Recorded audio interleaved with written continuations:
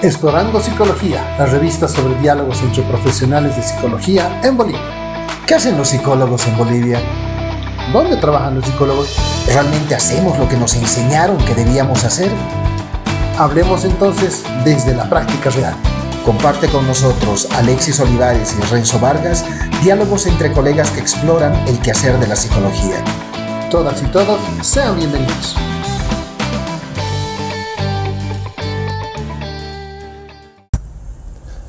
Saludos cordiales a todas y todos, bienvenidos a una nueva versión de Explorando Psicología, donde hablamos para saber cómo había sido hacer psicología en Bolivia.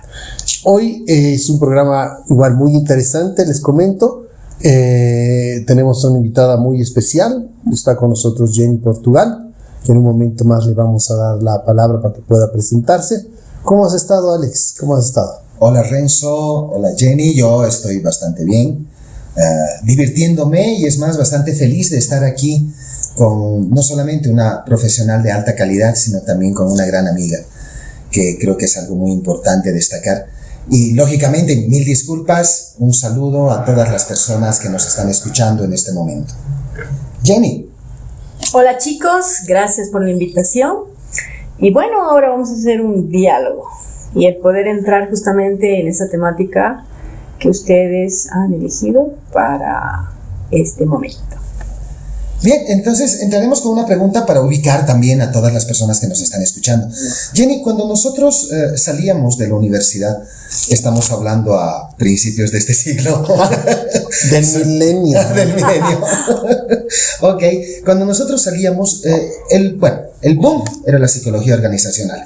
Dejemos en claro que psicología clínica siempre ha sido parte esencial en nuestra área, pero el boom era psicología organizacional. Hoy en día, el boom está yendo más hacia lo que es psicología forense, y sabemos que hay psicología forense, jurídica, etc. Pero ni siquiera parte, sino todo tu trabajo, toda tu pasión, todo tu enfoque ha estado orientado hacia esto. Y en la medida en que has ido haciendo un recorrido, pues te has encontrado con que forense no era lo único que había. ¿Qué tal si nos explicas un poquito acerca de qué ramas tenemos aquí, mientras nos vas hablando también algo de lo que tú has ido experimentando en todo este camino profesional que has desarrollado? Bueno, como tú dices, cuando tú sales de la universidad, sales así con una mirada amplia, ¿no? Donde dices, ahora, ¿dónde me especializo? ¿Qué hago? Porque en ese momento te dan la oferta de que puedes trabajar en varios lugares o tienes diferentes formas de especializarte, ¿no? Y justamente una de ellas era la psicología forense, que en ese momento recién se estaba aperturando como algo novedoso. Entonces es a partir de ese momento en el cual a mí me llama mucho la atención lo que era la psicología forense, ya que antes contigo ya estábamos trabajando justamente en analizar asesinos en serie, o mis hermanos me daban algún libro para analizar y me decían, mira, tal asesino.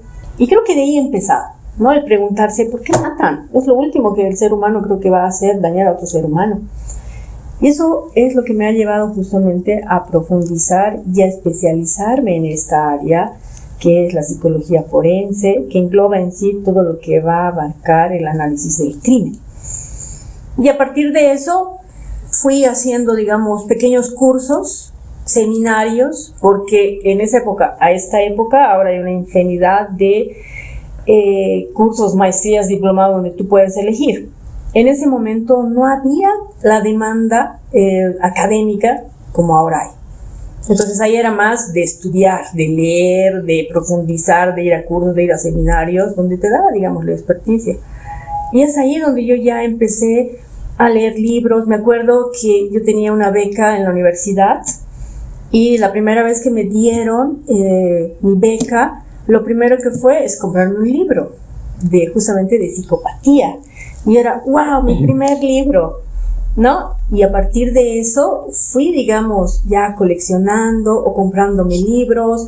Si tenía, digamos, por alguna situación, algún monto de dinero, me compraba libros o iba a la biblioteca a buscar ese tipo de libros. Entonces, poco a poco, digamos que me fui armando de herramientas para poder trabajar en esta área. Supongo que también leías Explorando Psicología. Claro, sí, hemos sido uno de los primeros fundadores, creo que, con ustedes justamente para trabajar en... Para quienes nos escuchan, les pongo un poco en contexto, pues en los años de universidad teníamos precisamente una revista que se llamaba Explorando Psicología, que la hacíamos en la universidad, y en esta revista había una sección específica que hablaba sobre asesinos en serie y esa fascinación que a veces tenemos nosotros como psicólogos de precisamente entender, ¿no? De comprender un poco la mente de un psicópata, ¿no? Y eso en contexto se los pongo, ¿no? Había una sección especial y también creo yo que hemos aportado una revista para el interés de Jenny. Jenny, hay algo que tú mencionabas hace un momento y decías que te pareció fascinante estudiar por qué el ser humano mata a otro ser humano. Y la verdad es que estamos dentro de las pocas especies de seres vivos que llegan a esto.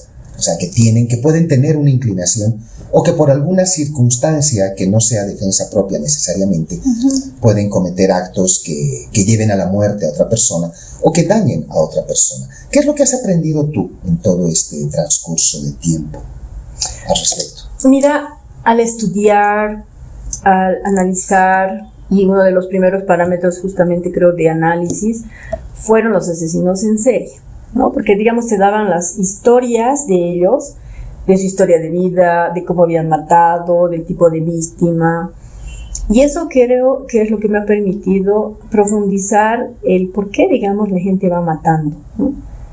Y ahí vas cruzando con todo lo que vas aprendiendo en la universidad, o vas adquiriéndote libros que te permiten profundizar el tema, ¿no? Porque, por ejemplo, matan, en esa época, por ejemplo, si bien había violencia, en comparación de ahora, el análisis un poco más, ¿no? En el sentido de por qué los hombres, digamos, llegan a matar a las mujeres, ya sea más en el ámbito emocional, de los celos, del hecho de que se sientan quizás humillados, desvalorizados, esto del ejercicio de poder que quieren controlar, o la pérdida que ellos puedan tener, ¿no? En ese momento como que no se armaba tanto como ahora puedo explicar, y eso que me ha permitido profundizar y buscar teoría, porque puedes tener el análisis de un asesino, pero si no buscas teoría y a la vez también tienes la posibilidad de entrevistarlo, cruzas la teoría ya con tu experiencia y ahí empiezas a analizar. Y ahí ya no generas una clasificación de decir, es esto, sino ya que cada persona tiene su propia motivación quizás para matar a alguien o para dañar a alguien. Entonces ahí no clasificas en su totalidad de que todos son asesinos. Sí hay asesinos, pero tienen diferentes motivaciones, ¿no? Entonces, ¿qué te permite eso? Que no los etiquetas, pero tampoco significa que justifiques lo que ellos hacen. Pero sí puedes entender quizás cuáles son los detonantes que podrían haber llevado a esta persona a pasar su propio límite, como en este caso, el matar a una persona. Y es por eso que, digamos, mi primer trabajo, por ejemplo, que yo tuve ha sido justamente en violencia, que en esa época trabajaba en una institución religiosa. Y en ese momento todavía no había la 348. ¿no? Entonces todavía no era penalizado la violencia como un delito. Entonces ahí me acuerdo la primera vez que llega una señora para que haga una valoración. Yo decía, ¿y ahora? Porque tenía la teoría, claro, pero por primera vez iba a evaluar fuera de la universidad, porque en la universidad evidentemente te hacían hacer informes, pero ya cuando tú trabajas, tu informe va a ir a una instancia judicial. Si haces mal, también va a ser la situación. Me acuerdo la primera vez una señora que me tocó y era igual por evaluación en violencia, y la señora me contaba pues todo lo que había pasado. Y yo escuchaba y decía, wow, realmente qué problema en el sentido de ¿cómo hago yo mi informe ahora? Porque ya sabía la teoría y ahora ¿cómo hago? Y lo primero que sentí en ese momento fue miedo. Decir, ¿y ahora si hago mal? Si hago mal el informe, porque tenía el formato del informe, pero era la primera vez que tenía una persona que me había mandado con un requerimiento.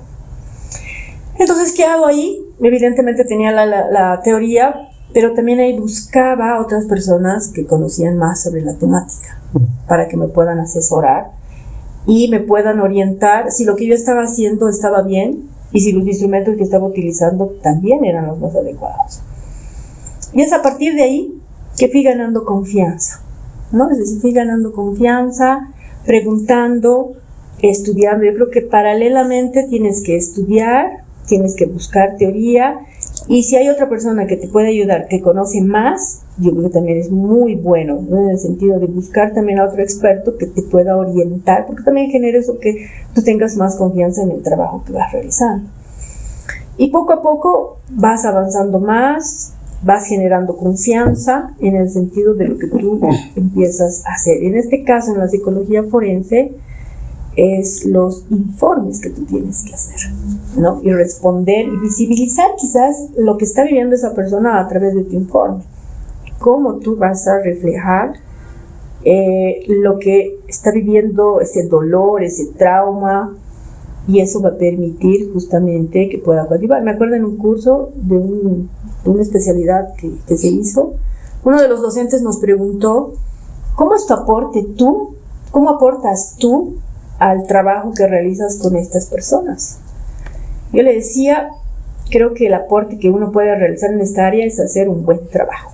En este caso, hacer tu informe de una manera profesional, utilizando los instrumentos, la teoría, y que permitan coadyuvar. Hasta ahí llega tu trabajo. Si haces un mal trabajo, también va a repercutir a esa persona. Entonces yo creo que es fundamental eso, ¿no? Claro. Y mira, interesante lo que planteas, porque sí, significa hacer un buen trabajo en el sentido de que, bueno, estás jugando con una situación, una vida de personas que están en una situación compleja, pero también decías, mira, a mí me ha llegado mi primer caso así y yo como que sí tenía la teoría, pero como que me faltaba todavía, ¿no? Uh-huh. Entonces, ahí también te pregunto, el hecho de que has estado en la universidad y has hecho toda la carrera, ¿cuán preparada realmente te sentías en el sentido de poder afrontar algo bajo estas circunstancias que tú mismo estás planteando, ¿no? Que es un informe que tiene que estar bien hecho porque tiene repercusiones no solamente en la vida de la persona, sino entra el tema judicial y de derecho y esa línea compleja también que se va entrelazando con lo que nosotros como psicólogos hacemos, ¿no? Entonces, ¿cuán preparada te sentías? ¿Cómo ha sido o sea, en ese sentido nos has dicho que tenías que buscar más información, pero digamos de un 100%, ¿cuán preparada estabas para eso después de la universidad? Yo creo que estamos en un 70. Primero porque nunca habíamos llevado la temática, por ejemplo, en violencia. No me acuerdo en ninguna materia haber llevado la temática de violencia familiar. ¿Y ahora lo llevan? ¿Alguien sabe? Hay materias, ahora especialmente, que puedes generar transversalidad. Es decir, que puedes llevar el tema que tienes que tocar. Pero yo me acuerdo en ese momento en la universidad, no recuerdo haber llevado la temática de violencia familiar. Entonces yo tenía la parte teórica de lo que era la psicología, psicopatología, ¿no? Pero ya la temática de lo que es la violencia, cómo afecta, tipos de víctimas, no lo tenía. Entonces eso que me ha permitido o entrar a cursos, seminarios, o empezar a leer, porque era algo nuevo. Sí tenía la parte de psicología, hacer informes, toda la parte psicopatológica, eso sí conocía, pero ya la teoría en sí, incluso conocer la ley, incluso conocer los procesos judiciales, cuáles son las demandas, tu informe, cómo tiene que generar la repercusión, digamos, en ese momento, si no era delito, pero sí ibas a un proceso judicial. Entonces ahí sí o sí tenía que leer la parte teórica. Entonces, una vez que leo la parte de violencia, más como trabajaba en una institución de violencia, también yo creo que parte mucho de la institución en la que tú trabajas. Porque ¿qué generaba la institución? Nos capacitaban, nos decían, hay que leer esto. Hacíamos pequeñas reuniones entre todo el personal y compartíamos, ¿no? Y decíamos, a ver, ¿qué es el hombre agresor? ¿Cómo es la violencia? O teníamos el modelo de otras instituciones y las otras instituciones nos capacitaban. Entonces yo empezaba, y el ciclo de violencia es esto, los efectos se generan en esto. Entonces poco a poco fui fusionando la teoría de lo que era violencia familiar más el ámbito de la psicología, en el ámbito, por ejemplo, de la psicopatología, el redactar el informe, como ya que se ha ido engranando poco a poco.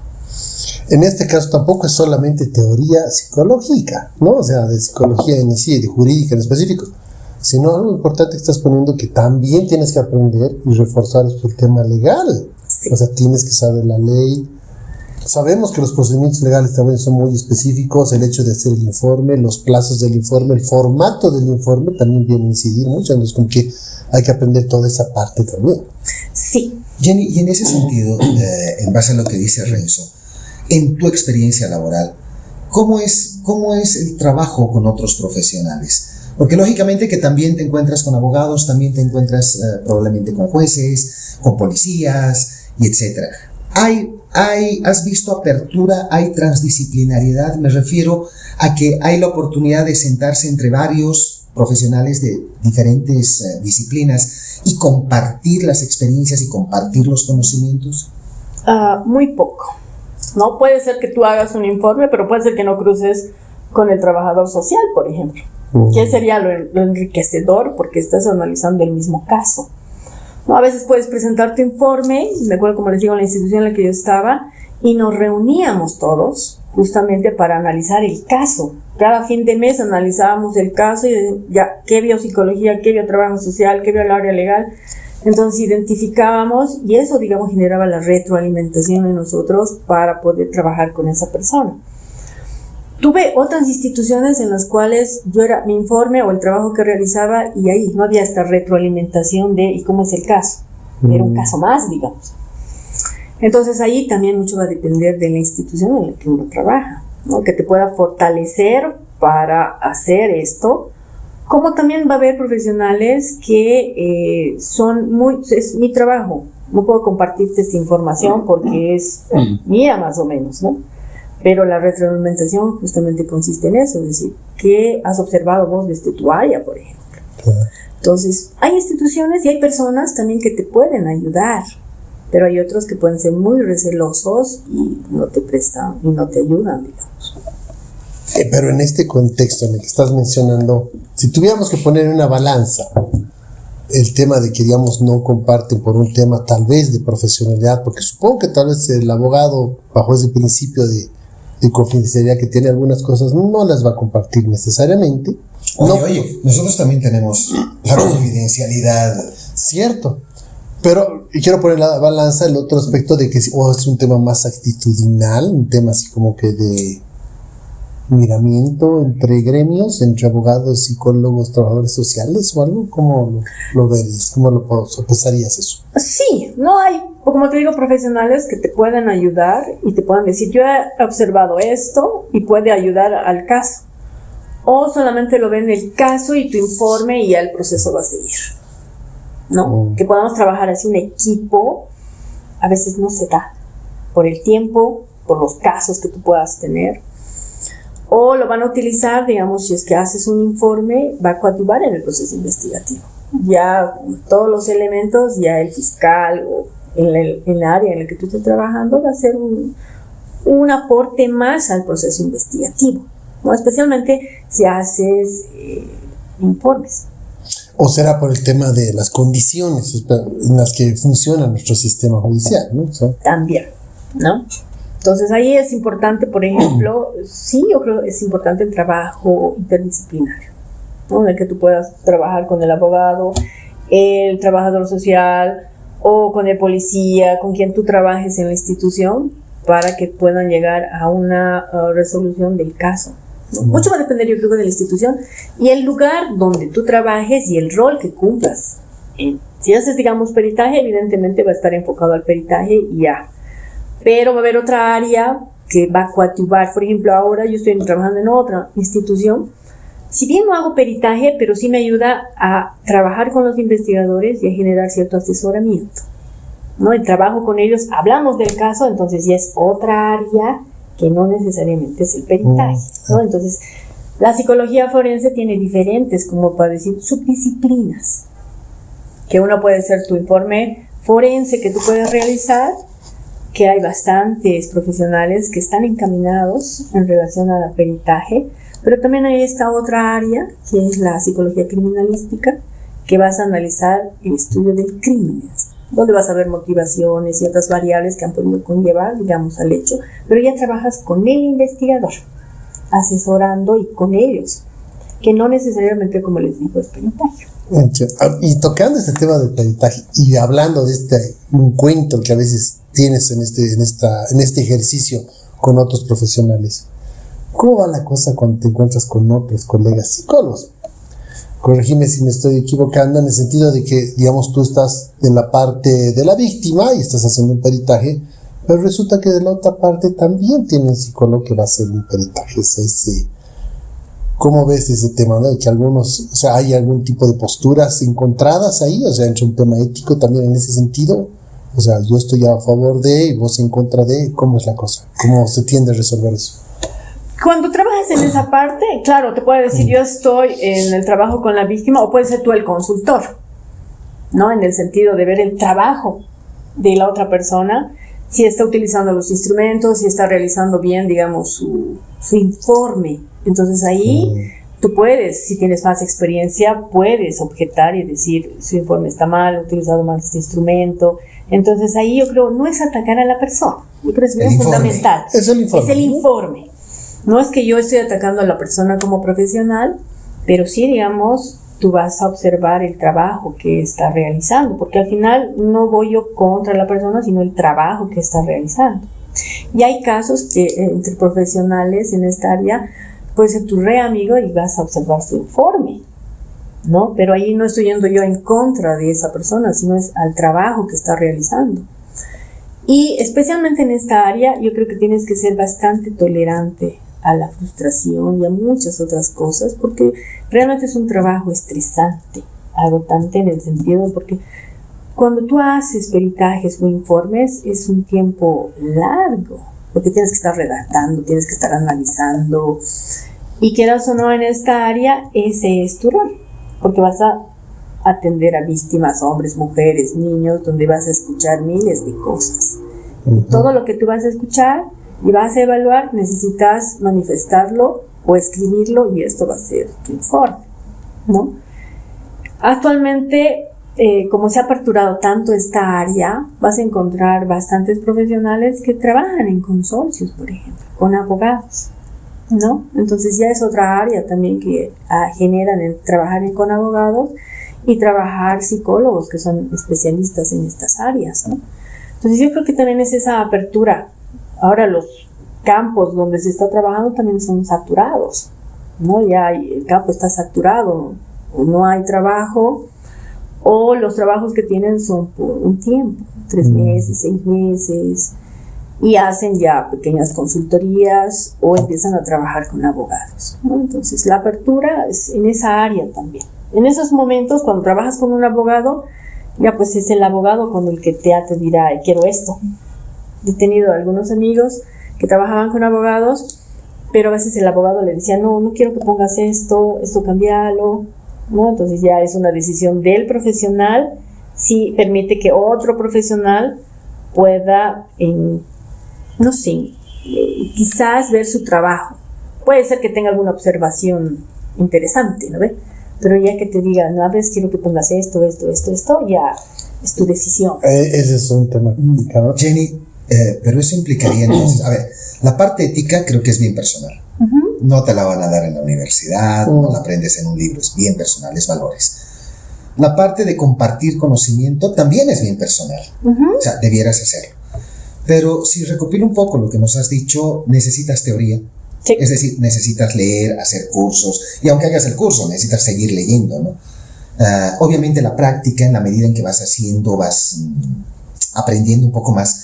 Pero hay algo importante en todo esto, que no importa el área en la que te involucres dentro de estas subdisciplinas que nos mencionabas, es que todas comparten algo, y es el análisis. Sí. O sea, tengo la teoría me dice que esta persona, en función a los datos previos que yo he ido recabando, puede enfocarse hacia este lado. Y tú nos decías, uno tiene que aprender que las motivaciones son individuales, que las acciones son individuales, y las circunstancias que se presentan también son individuales.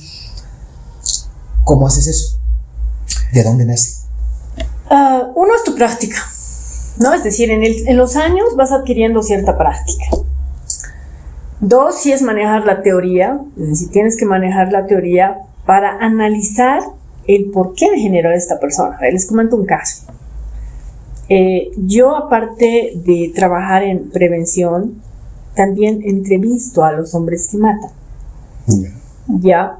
Entonces, ¿por qué digo yo? Hay que entrevistar, porque hay que escuchar qué ha pasado, ¿no? ¿Por qué? La motivación que ha generado. Y les diré que cada hombre tiene una forma diferente de describirte de cómo ha matado. Les voy a contar un caso. Un señor que mata a su pareja. No quería él separarse de ella, ya, pero él dice, yo no quiero perderte. La chica le dice, no, lo que él relata, van, se encuentran, tienen una última vez porque él le lleva a su departamento. Y cuando la chica le dice, ya me quiero ir porque también estaban consumiendo, y él le dice, no quiero que te vayas. Y la chica dice, no. Y él, al parecer, le dijo que quería retomar la relación, pero él le dijo, no quiero, no me molestes. Lo que él relata era que ya estaba agarrando la puerta para irse, y él de atrás agarra con una chalina y la ahorca, pero él dice el ahorcamiento del perro. El ahorcamiento del perro era ponerse encima, es decir, la mujer, y él jalar. Jala, ¿no? Y él dice, he sentido como ella pataleaba y solté. Yo le digo, ¿y dónde usted ha aprendido eso del ahorcamiento del perro? En el cuartel. Ya. ¿Y después qué hizo? Cuando la vi, salí. Me fui. Y fue más o menos 1 o 2 horas a caminar. Eso pasó en la ciudad del Alto. Fue a caminar y me dice, yo me hubiera ido, porque en el cuartel me enseñaron a sobrevivir. Pero ahí pensé en mi familia. ¿Por qué? Porque después los iban a inculpar a ellos. Volvió al lugar. Cuando vuelve al lugar, dice que había un olor. Y él lo asocia a una experiencia que tenía con un perro que había muerto, y era un olor parecido. Entonces, ¿qué hace? Tapa el cuerpo con camas. Lo envuelve y le pone un nylon para que no salga el olor. Y baja donde la mamá y le dice, mamá, ¿puedo dormir contigo? Y la mamá le dice, claro, pero ¿qué ha pasado? Y le cuenta, ¿no?, que habían matado a su pareja. Y llaman a una reunión, la mamá, a sus hermanos, y dicen, ya ahora se deshonró a la familia. ¿Cómo es posible? Y él me dice, una vez que hablé, yo llamé a la policía y les dije, maté a mi mujer. Incluso me decía, yo les esperaba en la puerta para que vengan.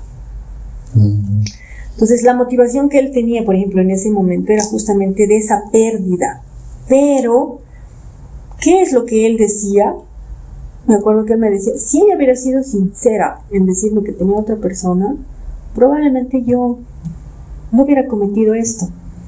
Y ahí entra un elemento importante donde él decía, yo nunca pensé que esta mujer se iba a fijar en mí, porque era una mujer hermosa, pero yo no.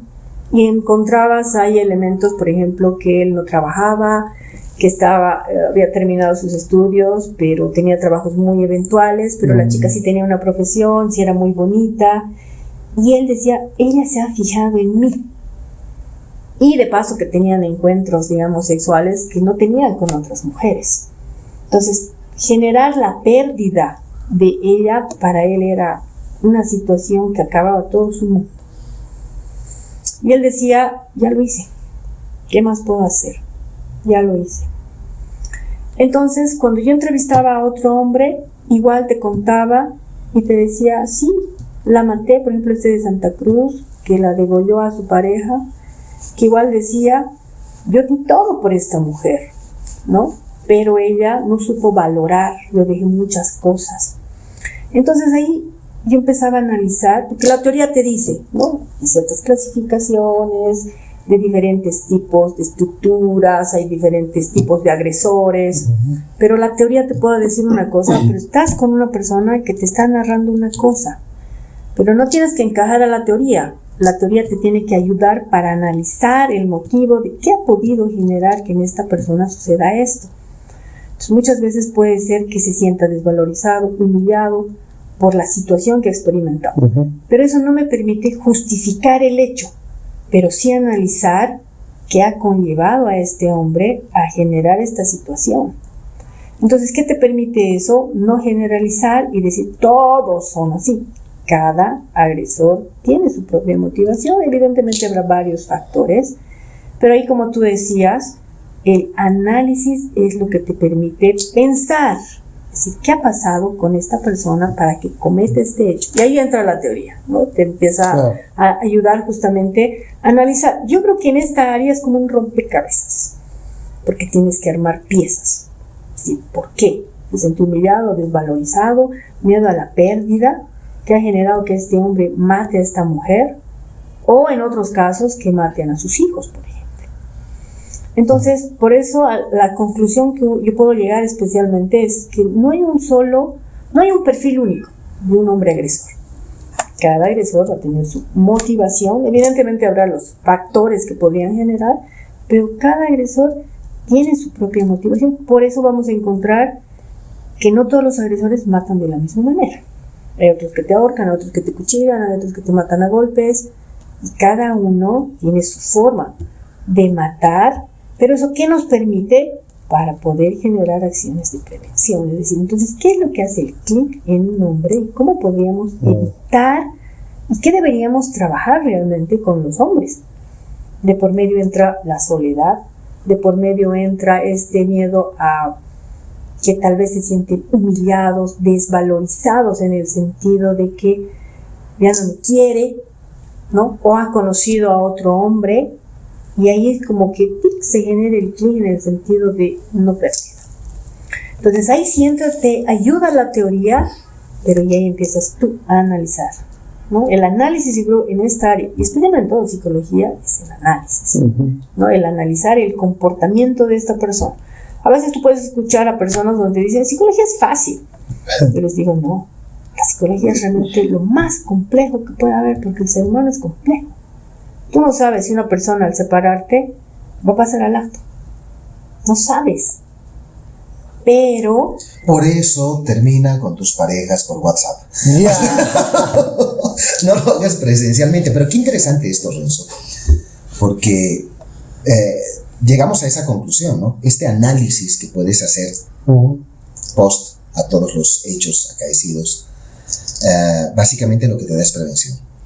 Y no sé por qué se me viene a la cabeza el pensar, nosotros hablamos muchas veces de gente que asesina, de gente que es violenta, y decimos, ¿no? O sea, culpables, jamás haríamos una cosa así, pero en realidad somos parte de todo esto.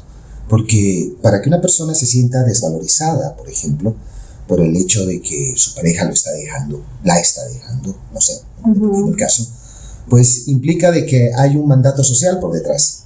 Y nosotros somos parte de ese mandato social, de una u otra forma. Entonces, es como querernos alejar de un problema, decir, hay gente violenta, hay violencia, pero yo no la ejerzo. Y mentira, en el fondo sí lo estamos haciendo. Claro. En realidad, bueno, yo entiendo también de lo que explica Jenny, de esa particularidad que puede tener cada persona que asesina o que mata a otra persona. Son situaciones específicas que desestructuran en realidad a la persona, ¿no? O sea, porque nadie anda en la cabeza como que voy a matar a la persona que amo, ¿no? Entonces como que desestructura, llega a ser una situación que te desestructura y que no te da otra alternativa, creo, o no ves tú como otra opción más que acudir a la violencia extrema en este caso, ¿no? Asesinando a alguien. Pero al mismo tiempo, que es muy lógica esta secuencia, al final te das cuenta pues que complejiza mucho el tema precisamente de prevención, porque cada caso es particular. Entonces como que de pronto tendrías que tener una idea de prevenir para cada caso, ¿no? Porque son, como te dices, desde mandatos sociales, desde el modo en que tú asumes y afrontas la situación, hasta emocionalmente, qué tal saludable o maduro estás para afrontar un no y aceptar un no, por más que haya 1 o 20 personas de por medio, pues eso, ¿no? Es no sentirte desvalorizado porque alguien se va o te dejan de amar, ¿no?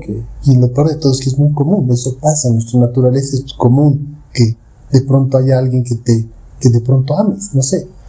Pero cómo es que nosotros nos desestructuramos de tal forma que cualquier hombre adulto, maduro, se desestructura tanto con un no. y recurre a ese tipo de acciones. Entonces, esto sí llega a ser un tema mucho más complejo, ¿no? Claro, y ahí entra la psicología en el sentido de lo que te enseñan, por ejemplo, en la universidad. Ponte la psicología infantil, ¿no? Este reconocimiento y esta validación que hacen los padres a los hijos. Entonces, la teoría ahí te ayuda en el sentido de la validación del reconocimiento que tal vez esta persona ha tenido en su infancia. Ya en la entrevista que tú realizas, indagarás si ha vivido, por ejemplo, violencia, cómo ha sido la relación que ha tenido con el padre, con la madre.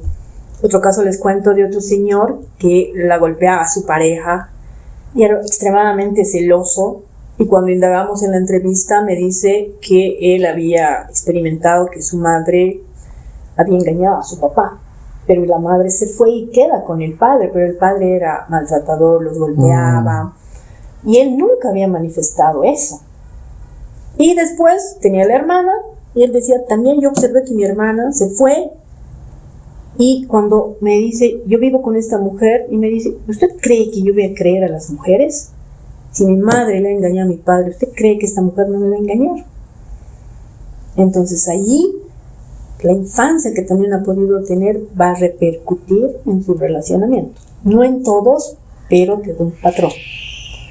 O esta validación y este reconocimiento de ser un hijo, es decir, de que te valide como alguien de valor, ¿no? Y eso vemos en la infancia, ¿no? De la relación que puedes tener con tu padre y con tu madre, cuánto te valida realmente y cuán importante eres en la vida de esa persona. Si esa situación ha influenciado, ha tenido un impacto fuerte en la vida tanto de hombres como mujeres, cuando te relaciones con una persona, ese va a ser tu clic. Si has tenido padres o madres que han sido indiferentes en tu forma de castigo, por ejemplo, vas a encontrar parejas que son indiferentes. Es como que te tocara la herida y ese va a ser tu detonante. Entonces, ahí sí entra la psicología que nosotros hemos aprendido a ayudarme a analizar qué es lo que pasa en esta persona. Por eso cada caso es particular. Y eso te va a permitir tener una visión amplia y decir, con razón. Ha generado, digamos, esta forma de que no se ha sentido validado, no ha generado un reconocimiento de que yo hago todo por ella, o necesito este afecto de esta persona para poder validarme yo como persona. ¿No? Entonces ahí entra, si se dan cuenta, entra psicología de lo que hemos aprendido, pero ya entra la teoría, que es la psicología, por ejemplo, de la violencia o la relación, toda la teoría de lo que es la violencia intrafamiliar, entra la teoría de todo lo que son los hombres maltratadores, y ya tú tienes todo un bagaje teórico, pero te tienes un caso donde tú tienes que analizar, ya, entonces esto es lo que pasa.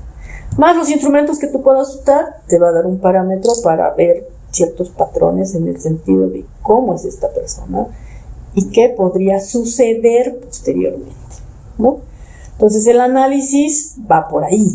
Eso es lo que te permite, digamos, la psicología que hemos aprendido en la universidad, ya lo pones en práctica. No es en vano lo que te hacen leer. Si ahí sí lo usas. Si has leído y has entendido cómo es el proceso, te ayuda a entender y decir, es un rompecabezas. Estudiar la mente de una persona que ejerce violencia es un rompecabezas, porque tú tienes que armar la pieza y tienes que decir, es esto entonces lo que ha generado esta pérdida. Quizás en su infancia ha generado bastante maltrato, no ha sido reconocido, y la dependencia afectiva que ha podido generar es lo que ahí entra todo lo que ustedes dicen, estos mandatos, ¿no? De cumplir ciertos roles en la sociedad, que si no los cumples ya también empieza a cargarse emocionalmente si no cumples estos patrones. Entonces ahí ya analizas no solo psicología, sino a nivel social. Claro, y el tema social también es ahorita lo que tal vez que tenemos pendiente los psicólogos, ¿no? Que tenemos que responder en ese tema de la violencia. O sea, yo ya en algún momento lo habíamos conversado y tal vez lo hemos tocado en alguno de los anteriores podcasts que hemos presentado y trabajado. ¿Cómo es que esta sociedad genera tanto feminicida, por ejemplo, ¿no? ¿De dónde aparecen? ¿Cómo es, no? Y ese es un trabajo que nosotros como psicólogos tenemos pendiente y creo que nos corresponde resolverlo y tratar de investigarlo y resolucionarlo. Siendo que en el mismo caso que tú mencionabas, por ejemplo, ¿de dónde has aprendido esto del ahorcamiento del perro, ¿no? En el cuartel, ¿no? Entonces, como que tenemos todavía hasta incluso mandatos legales que te obligan a ir a aprender a cómo usar el ahorcamiento del perro, ¿no? Y sentirte orgulloso de eso, ¿no? Entonces, esos muchos aspectos que no estamos considerando y que debemos también empezar a involucrarlos porque tienen que ver con el tema de la violencia y al final tienen que ver pues con la psicología principalmente. Y aparte de la psicología también tienes que ver otras teorías que te ayuden a comprender, no para justificar lo que hacen, sino para estudiar ese su mecanismo. En mi caso, por ejemplo, yo conocía todo lo que era la psicología, pero me ha permitido analizar con un poco más de profundidad cuando ya empiezo a leer masculinidades, ¿no? Es decir, todos estos roles, estos mandatos del ser hombre. Esta construcción de la identidad masculina, ¿no? Exacto, ¿no ve? Entonces, cuando ya entro yo a esta teoría, me apertura un panorama más amplio, porque ya no me voy solo a la psicología como psicopatología, ¿no ve? Claro. Sino ya que me permite analizar de una manera amplia, es decir, con razón.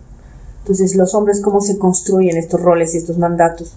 ¿Cómo es? Eso me permite buscar otra teoría. ¿Cómo es la autoestima en los hombres, por ejemplo? Porque yo para analizar necesito saber, pues, cómo es la construcción del ser hombre. No, aparte del ámbito psicológico, necesito saber cómo forma o cómo se construye la autoestima de los hombres.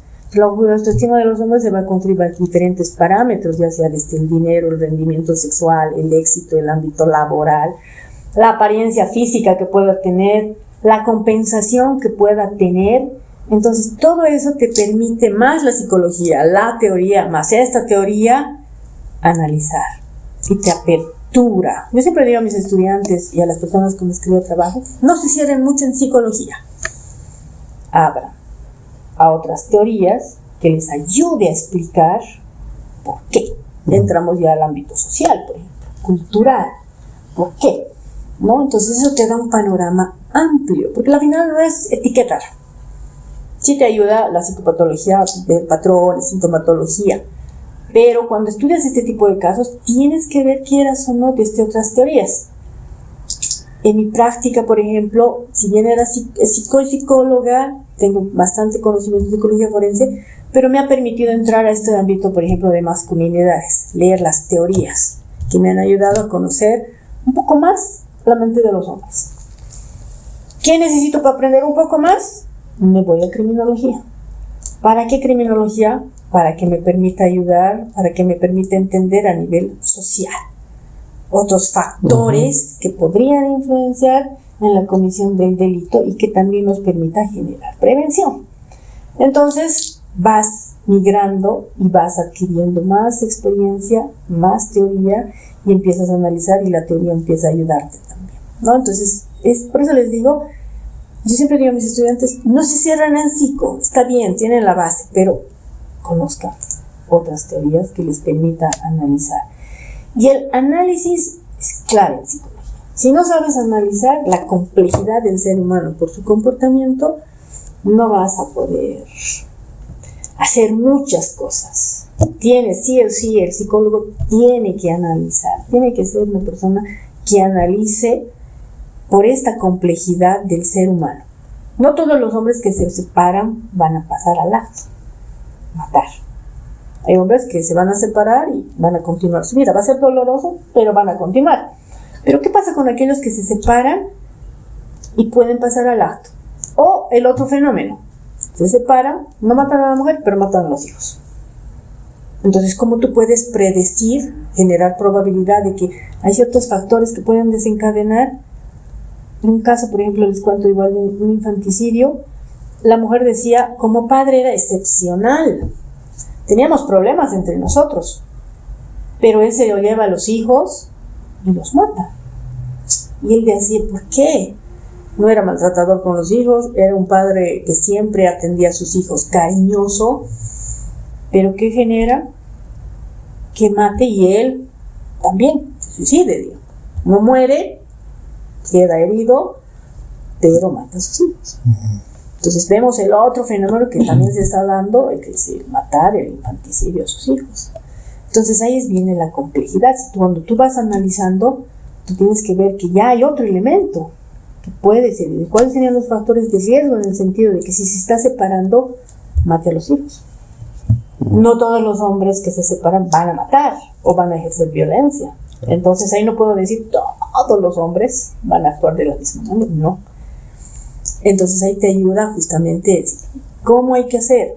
Y como ustedes dicen, yo creo que en la psicología el reto que tenemos todos los psicólogos es, ¿y ahora qué hacemos? ¿Cómo podemos prevenir este tipo de hechos? Creo que somos los profesionales que tenemos el plus de conocer el comportamiento humano.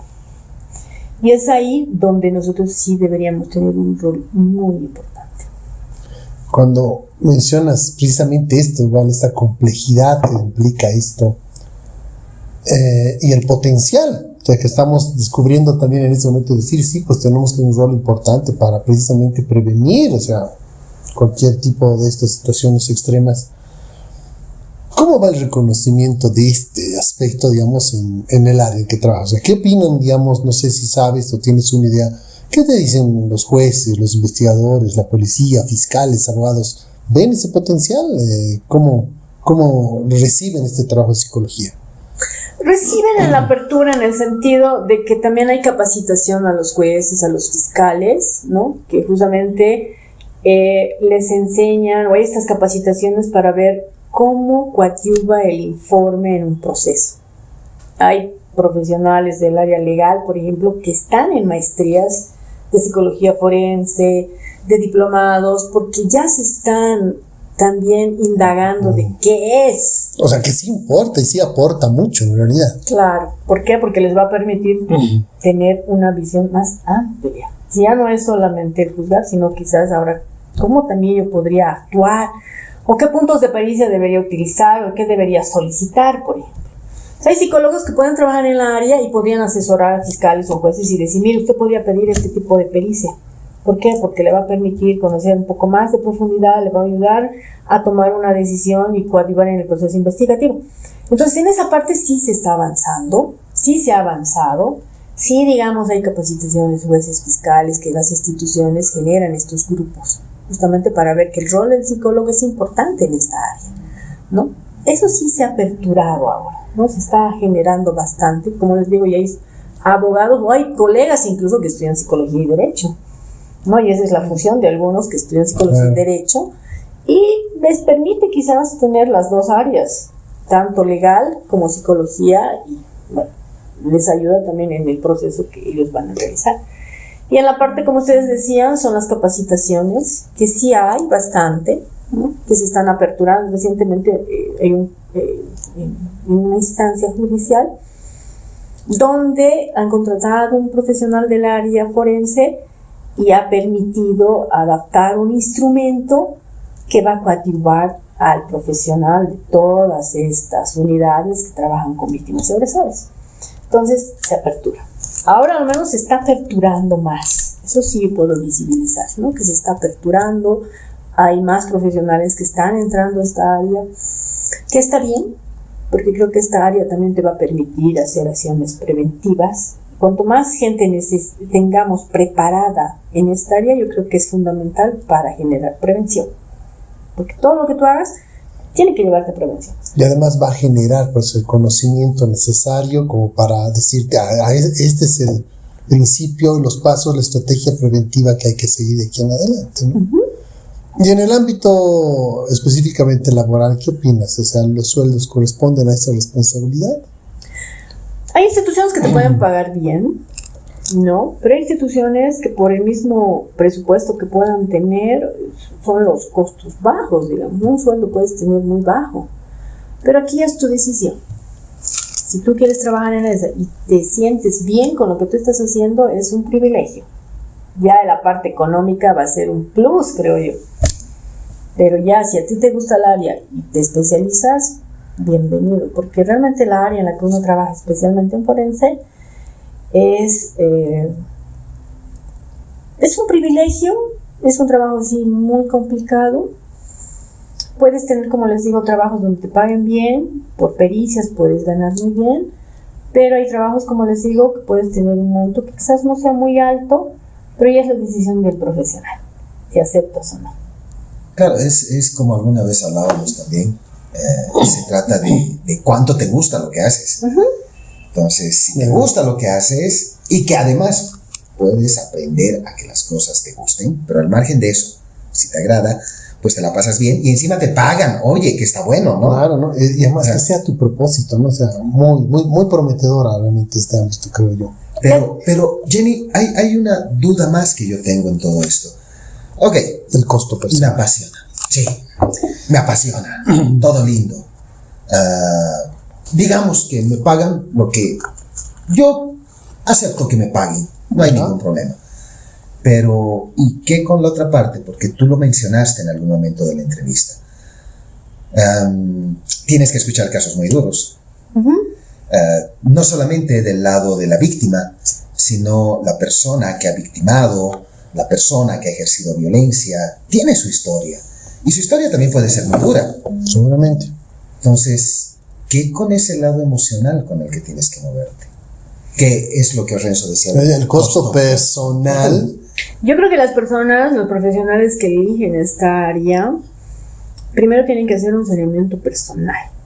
Es decir, si tú has vivido en tu historia de vida violencia, tienes que sanar, ¿no? Es decir, tienes que superar. Todos en nuestra vida hemos vivido situaciones violentas, ya sea algo personal que lo has experimentado o has escuchado o has observado. Si tú no has sanado, por decir así, lo has podido sobrellevar una situación de violencia y estás en esta área sin haber quizás tratado esa parte de ti por una experiencia traumática y trabajas en esta área, vas a sufrir porque te vas a identificar. Ponte si has sido víctima de violación, por ejemplo, y tú no has buscado un proceso terapéutico, no has subsanado toda esa situación, vas a trabajar con víctimas en delito sexual y vas a escuchar casos quizás similares a los tuyos. Entonces tienes que sí o sí subsanar lo que tú has vivido en tu experiencia personal, porque como ustedes dicen, es una área en la que vas a encontrar bastante dolor y casos realmente así donde tú dices, qué jodido. Un sufrimiento de vida, ¿no? Sí. Que te lo puedes, perdón el término, pero puedes terminar chupándotelo tú.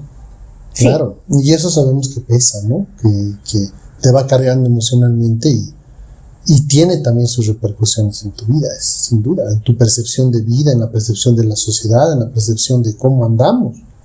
Y ahí yo siempre le digo a mis estudiantes, si ustedes han elegido esta área, bienvenidos, porque en esta área es un área donde vas a escuchar bastante dolor. Pues todos los que estudiamos psicología vamos a escuchar. Sí, no, es que trabajamos con solo la faceta bonita de la vida de las personas. Entonces vas a escuchar historias en las cuales probablemente has experimentado algo similar, entonces tienes que subsanar, tienes que trabajar esa área en ti, porque si no ahí va a ser algo muy tortuoso para ti escuchar, ¿no? Una situación así de maltrato y te vas a quedar así anonadada o anonadado en el sentido y ahora. Entonces ahí sí un proceso de terapia y tienes que decidir si realmente te gusta esta área. Mira, y es algo que a veces olvidamos en las universidades, ¿no? El trabajar la parte, no sé si trabajarlo dentro de la universidad o derivar a la gente para que pueda hacer un curso de autoconocimiento, o sea, empiece a ver cómo puede crecer como persona y sanar, porque todos tenemos algo para sanar, claro, y eso es evolutivo, o sea, de desarrollo, sanamos lo de aquí, pero todavía estamos generando otra herida tal vez que tenemos que aprender a sanarla.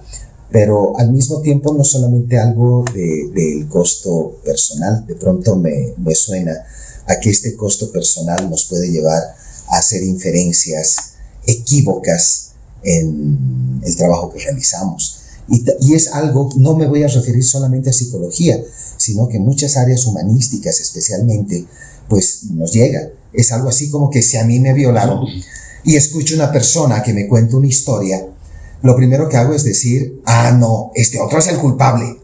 y se va a la cárcel. Y puede que no sea así. Hasta nuestra memoria, nuestros sentidos en algún momento nos pueden fallar y estamos acusando a una persona que no necesariamente ha sido la culpable. Pero como nosotros estamos con esa historia de vida que no la hemos arreglado todavía, no vemos todos los aspectos de manera objetiva. Por lo visto, la objetividad también es otro elemento que entra de manera muy fuerte en todo lo que es el área forense. Lo que mencionas de este tema del trabajo personal, si bien es un trabajo personal, como se dice, pero sí hay que verlo también como una parte necesaria y formativa, o sea, como parte de tu formación para el ejercicio de la psicología, ¿no? Y no importa mucho en el área en el que te vas a desarrollar, ¿no? Porque en todas las áreas en las que vayas a trabajar haciendo psicología, pues vas a encontrar situaciones que pueden generar ese tipo de resonancia que decimos, y que puede hacernos perder un poco la objetividad, ¿no? Y el propósito mismo de para el cual nosotros estamos.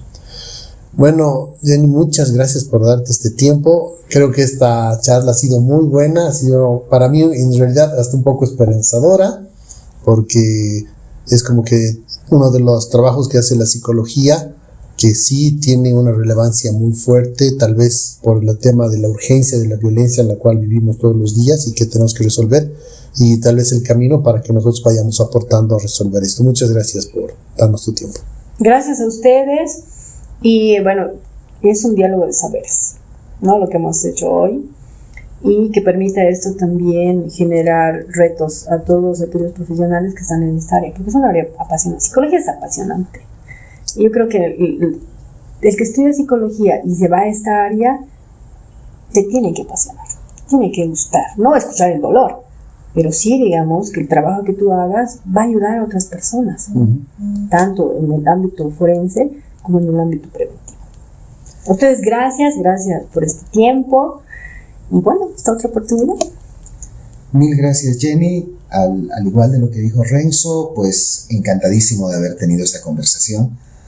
Creo que hay muchas cosas que dejamos, no solamente para quienes se están formando, sino para quienes están trabajando y tal vez están preveyendo en algún momento moverse hacia lo que es el área forense.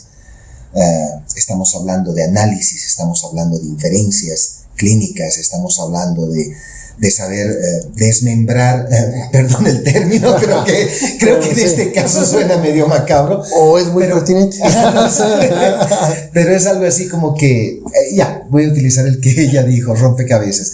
Es un rompecabezas que tenemos que aprender a armar, y esto nos lleva siempre a seguir aprendiendo, a seguir escuchando al resto de las personas que saben, y en este caso nos ha tocado escucharte a ti para poder extraer todo ese conocimiento general, sí, pero un conocimiento que nos permite saber hacia dónde nos estamos dirigiendo en el área forense. Y creo que una de las cosas más importantes, me quiero quedar con eso, es que no solamente el análisis de un caso, sino que el análisis de un caso nos lleva a prevenir, que es algo que en psicología hemos olvidado por muchos años, tal vez un siglo.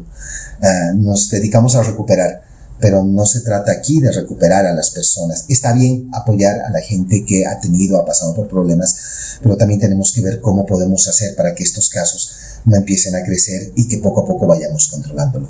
Muchísimas gracias, Renzo, gracias, Jenny, pues gracias a todas las personas que nos han escuchado este tiempo, y es hasta la siguiente oportunidad. Gracias por escucharnos, espero que les haya gustado esta charla. Gracias por compartir la charla y será hasta la próxima.